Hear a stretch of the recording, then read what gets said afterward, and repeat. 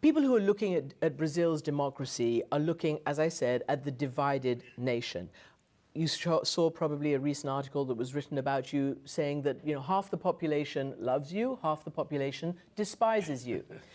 I wonder what you think about that, but also, more importantly, the fact that unifying Brazil is apparently going to be the key to shoring up democracy and making sure that Bolsonarismo does not come back after your term in office. How do you do that when half the population, as I said, despises you? Well, we're going to have elections in Brazil after the U.S. elections. And let's see what's going to happen in the U.S., because here there's also a split, much more or as serious as Brazil. The Democrats and Republicans are very split up. Love it or leave it. That's more or less what's going on. So in Brazil, we are a country that have more peace. The Brazilian, in his way of life, he likes to enjoy music and soccer and carnival. We're not a warrior. We're not a people that has that culture to hate. We don't have the hatred culture. What happened is that we had a fake news manufacturing, an industry that we not managed to fight under equal conditions. And I am convinced that not everybody that voted for Bolsonaro follows Bolsonarism. I am convinced that a lot of people that voted for him, maybe they don't like the Workers' Party, they don't like Lula, maybe. But when we win an election, we have to rule for everybody. I don't want to know if the mayor of one city or the governor of a certain state is in favor of Bolsonaro. I want to know if his interest or her is interested to resolve the problems of the Brazilian people. If he's interested in that, he could come and join me.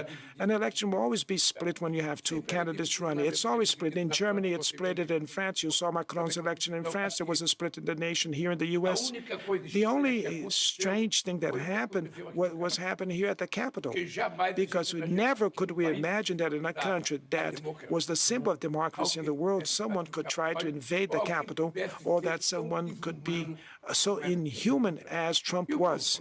And Bolsonaro is a copycat, a faithful copycat of Trump, as if you would put it in a machine and take a photograph. It'd be the same thing. Bolsonaro and Trump, they don't enjoy trade unions, they don't like business sector, they don't like workers, they don't like women, they don't like black people, they don't like to talk with the business sector. That it's him and his lies.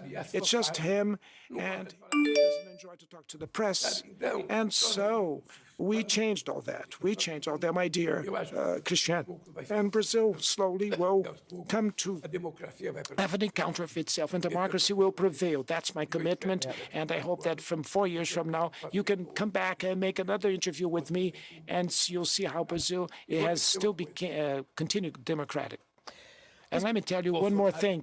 Bolsonaro, there's no chance for him to come back to the presidency of the Republic. Now it's going to depend on our capability to build a narrative, the correct narratives about what he represented to Brazil in the past. Because the extreme right is around the world. It was in the U.S., it's in Brazil, it's in Spain, it's in France, they're in Hungary, they're in Germany. And so that is to say, we have now an organized extreme right in the world. And if we're not careful, this will be a Nazi attitude from them. This is a denial attitude that we've never seen before. And so since I enjoy democracy, and it's democracy is the best way for you to exercise power, to live with democracy and with the others with diversity, we'll talk to President Biden to improve our political relations, our cultural relations, our commercial relations between the two countries. The U.S. is very important for us, and I believe that Brazil has also certain importance for the U.S. So what we want is the two big nations that are truly democratic, that they could help each other to strengthen democracy around the hemisphere, the Latin American continent, and around the planet Earth. You talk a lot about democracy, Mr. President, and it looks like you're going to come up against President Biden on a key defense of the United States of democracy around the world, and that is Ukraine. You do not believe, I don't think, in the Western support for Ukraine's defense, and you have said it many times. Why not? I mean, some people have asked, in fact, an article, why is Lula so committed to democracy at home and not abroad? Well, I am highly committed with democracy in any part of the planet Earth. What I believe is that in the case of Ukraine and Russia, it is necessary to have someone talking about peace. It's necessary that we should build up interlocutors to talk with the different parties that are in confrontation. That's my thesis. We need to find interlocutors that could sit with President Putin and show to him the mistake that he made to invade the territorial integrity of the Ukrainian territory. And we have to show to Ukraine that they have to talk more so that we can avoid this war. We have to stop the war. And so why I'm going to talk with President Biden, I don't know what he's going to say to me, but what I want to say to him is the following. It is necessary to build a set of countries to negotiate peace. But you have those countries, the BRICS, you're one of them. Russia, China, India, none of them seems to want to talk about peace. They're just basically talking about Russia, helping Russia. Well, yeah, I want to talk about peace. I want to talk about peace with Putin. I want to talk about peace with President Biden. I want to talk about peace with Xi Jinping. I want to talk about peace with India, with Indonesia. I want to talk to peace with everybody, because for me, the world will only develop itself if we have peace, if we have tranquility. That's nice, but do you believe that a country which is a sovereign, independent, democratic country, like your own, like Ukraine, has the right to self-defense and to defend itself against an illegal invasion? Of course it has the right to defend itself. Of course it has that right, because the invasion wasn't a mistake on the part of Russia. Russia couldn't have done that, and after all, it was part of the UN Security Council. And so this was not discussed at the UN Security Council. So what I want to say is the following.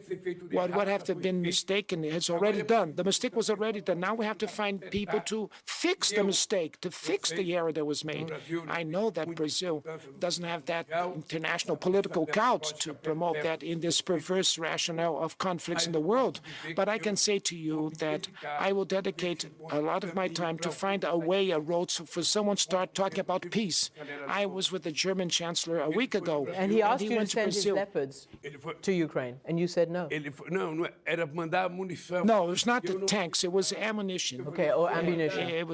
I didn't want to send it, because if I sent to him the ammunition, I would join the war. If I send the ammunition from Brazil, the ammunition that you're asking for. But you just agreed that it was defense. This will take us to war. I don't want to go join the war. I want to end with the war. I don't want to join the war. I want to end with the war. This is the dilemma, and this is my commitment. And so now I'm visiting China next March, and I'll talk a lot with President Xi Jinping about the role that China has to play on the peace issues. And this is my work. This is the work that I have to do. I started with the German Chancellor. I talked with Macron on the phone. I'll talk with President Biden. Now I'll talk to Xi Jinping, with the Indians, with all the countries. We have to have a group of people and countries that talk about peace, not war, peace, and show that peace is the only way that can reestablish the dignity of human life, the right for them to work, to live with dignity and decency. This is what Putin has to understand, and Zelensky, and the Ukrainian people and the Russian people has to understand. But we have to build a narrative for peace, because Russia is not a tiny country that you can treat it as a small country. No, you have to build a narrative that gives the Russians the minimum of conditions to stop the war. Whereas the U.S. stopped the war in Vietnam. It wasn't easy for the U.S. to stop the Vietnam War, and it did stop one day. It had to stop the war. And so if they started doing wrongly, now we have to fix it. Let's stop the war, and then let's discuss on the negotiation table, around the negotiation table, what we want truly. Okay. Can I ask you a final question, personal question? You've had a dramatic life story, a dramatic comeback to power after having been in prison. You also have survived this January 6th challenge, this insurrection. You're also the oldest Brazilian president ever to be inaugurated. President Biden is one of the oldest American presidents. What drives you on? What drives people like you at your age to keep doing this? What I say, I always say is that aging only exists for those that doesn't have to fight for a cause.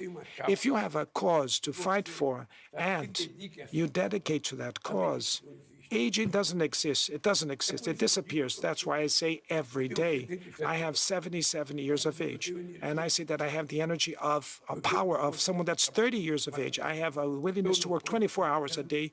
I don't sleep because I have a home. My home is the Brazilian people. I have to improve the lives of my people, that they can eat 3 meals a day. We had ended with hunger in Brazil, and now we have 33 million people that are in hunger. In a country that is the third largest food producer in the world, the country that has the largest animal protein production of the world. How can you explain that people are in hunger in Brazil? And so once again, I'll end hunger in my country. Once again, we're going to do that the Brazilian economy goes back to growth. And once again, we'll create jobs. This is what I want for Brazil. I saw Biden's speech yesterday on the State of the Union. I read his speech. I think it's a speech that I could make it in Brazil very easily. If I did his speech today in Brazil, that Biden did some days ago at the American Congress, I would be called communist in Brazil if I made that same speech. The market forces will call me You know communist. they do call you communist, your detractors. Anyway, on that note, thank you very much for being with us. Obrigado a você, I want to thank you, Amapur.